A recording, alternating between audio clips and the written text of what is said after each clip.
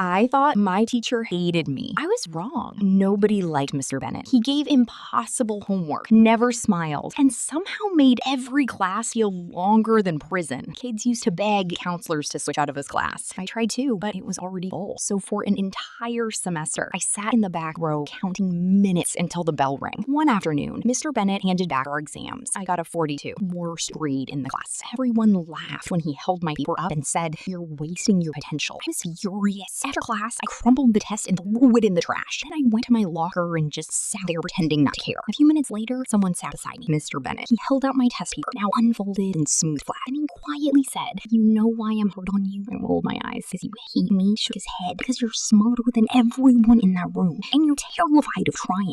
That hit harder than the grade did. He told me he saw the way I finished assignments too quickly, the way I joked every time something got difficult. You already decided failing is easier than finding out what you're capable of. Nobody had ever said something that honest to me before. For the next few months, stayed after school helping me study. Not because he had to, because he wanted to. By the end of the year, I had the highest grade in class. On the last day of school, everyone washed out excited for summer. But Mr. Bennett stopped me before I left. He handed me the very first test I failed. Across the top, he had written, "See, right about." I filled up here in my gut today.